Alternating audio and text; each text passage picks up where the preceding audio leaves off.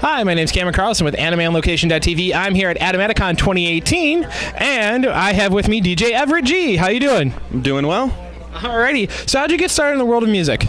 It was about 2009. Went to Ohio Con. It was my first big con, and I heard that they were having a rave. Checked it out and was blown away. Actually had the chance to meet up with and talk with a couple of DJs afterwards, exchanged Facebook information, just started talking to them, and then I saw that later that year, Colossal Con was actually having open DJ submissions. Yeah. I contacted a couple of them and said, hey, you should totally apply. And they're like, well, we can't make it. Why don't you do it? And they hooked me up with like, oh, here's the gear to buy. And I just threw in, a 30-minute demo, and they liked what they heard, and like I said, it was all downhill from there, I guess, so to speak.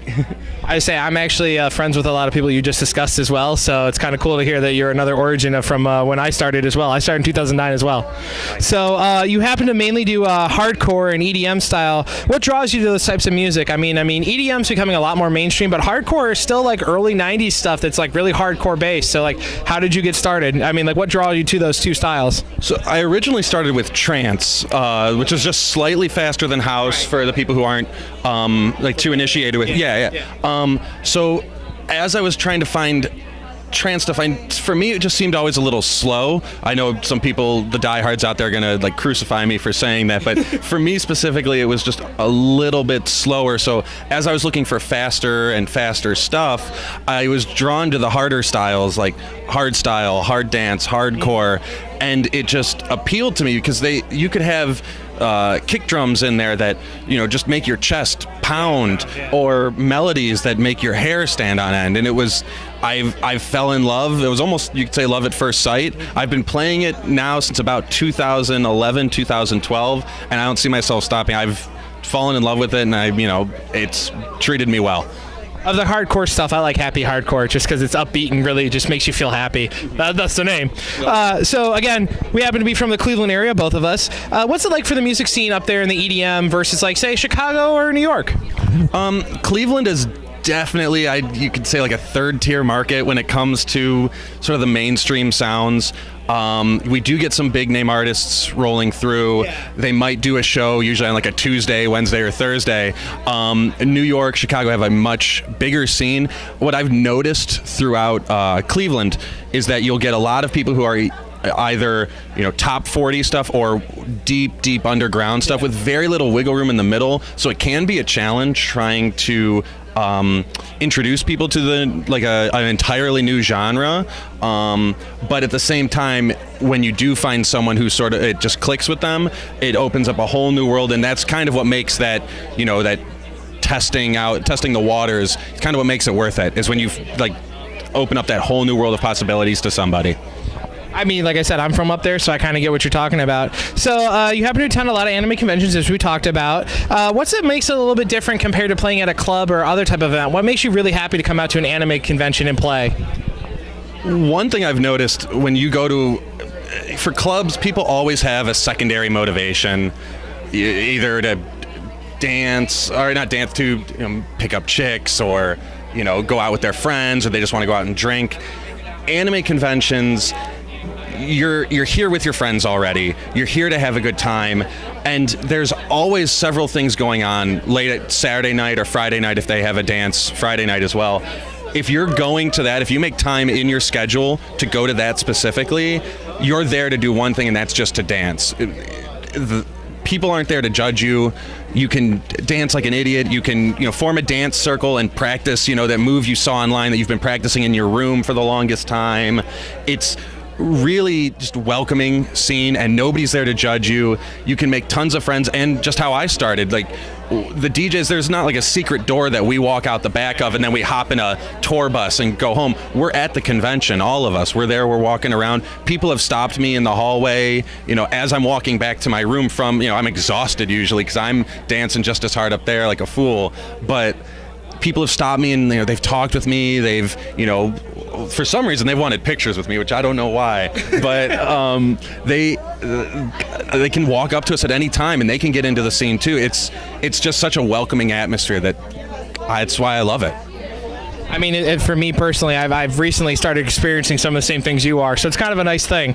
So EDM has now grown pretty much mainstream, like, with Armin van Buuren and Afrojack. What's it like to see that? And then, like we said, we had both grown up in the 90s, kind of looking at from that deep underground trance house stuff in the early 2000s. What's it like to see now that it's more mainstream, more accepted, and that, it's more played on normal radio now?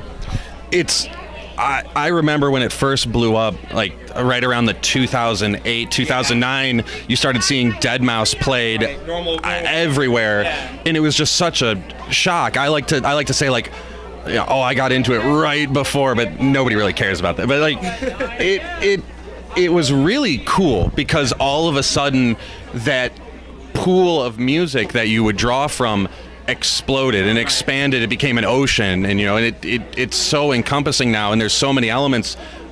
You'll find country music is being sampled in some of the dance tracks. You'll be able to find remixes almost everywhere of a popular song, and it's just where it's come from, like in the 90s and until now. I welcome it and I love it. It's really made the competition a lot fiercer in the best way possible, because you have to get better to survive. But at the same time, I've noticed, at least at this level, like around con scene, even almost into the club scene, people will help you out. Yeah. I mean, I've talked with guys who've released professionally made music who are there to help me almost 24/7. If I have any questions, they'll help me out. So I think it's a really good thing that it's exploded as much as it has. I mean, like I said, I'm a guy from the 90s as myself, so it's really cool. So when you look at different venues, what would you say would be one of your favorite places to play? Like we talked about, like we both have been to OhioCon, we've both been to Colossal.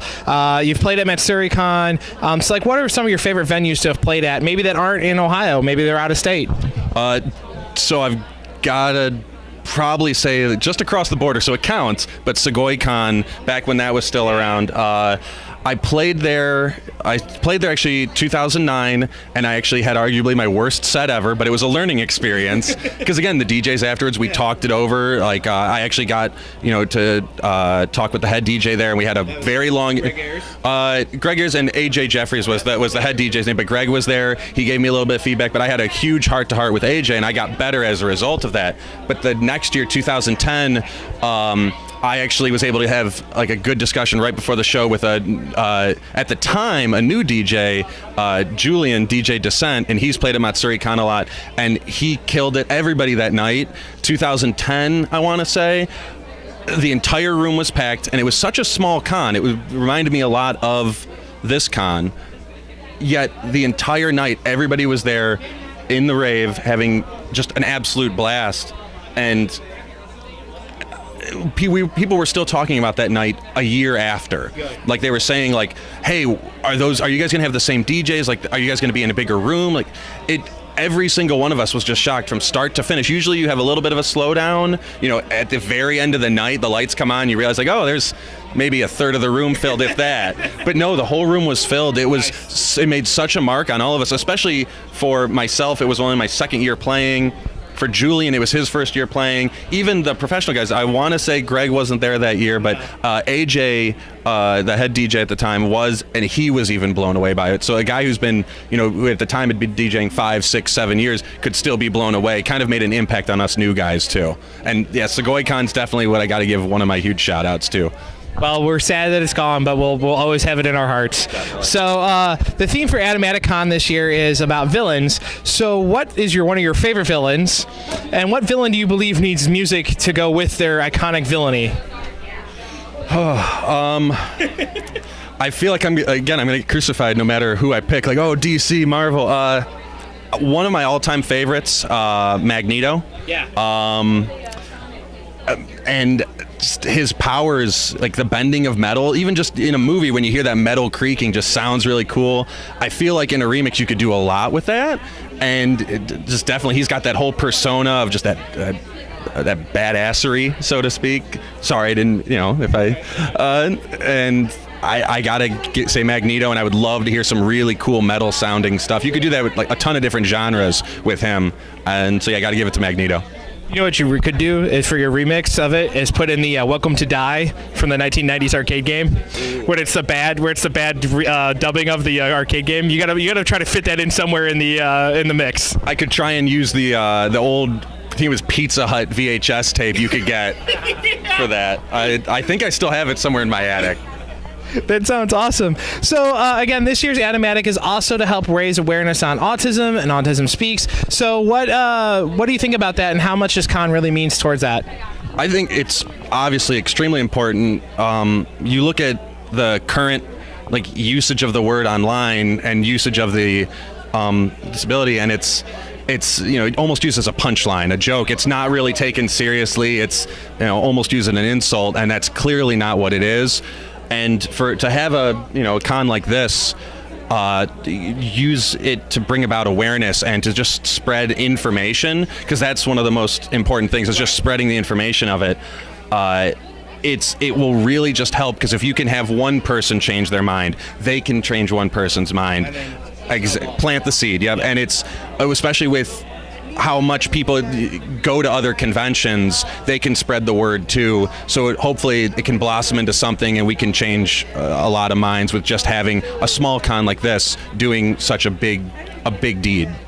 I mean, again, it affects me personally. I have a cousin that has it, so it affects me. So again, wrap things up. How can we find you online and maybe sample some of your music? And then what message would you like to give to all the fans that have just been extremely supportive to you to help you on your journey? Best way to reach me online, 2 websites. First, obvious one is Facebook. I have a DJ page. If you just search Everett G, you'll see a beautiful picture of me. I think the URL is facebook.com/dj.everettg. If you want to contact me through there, I have my phone right on my side all the time. I'll respond if you have any questions. Other place would be my SoundCloud. That one is soundcloud.com/EverettG. I put my mixes, usually hour-long plus stuff just music that I've been feeling lately. I put my own... Your DJ stuff from cons? Correct, yep. I always try and get my live sets up there. I put my own personal tracks up there, which I'm getting better. Don't judge me too harshly. And I also like to share and repost a lot of music that I've been listening to, individual tracks. I try and get the exposure out there as well. And message to my fans, all I can say is thank you. Words can't express, I'm still, for doing this for 9 years, I'm still nowhere near where I want to be, and all it takes is just one person liking a status, liking a post, or just somebody recognizing me out in public at a con. It kind of makes it all worth it. So just thank you for your support. Again, Everett, my friend, thank you so much for coming out and speaking with us, and thank you so much. I listened to your music, so it was nice. Thank you for having me. Yeah.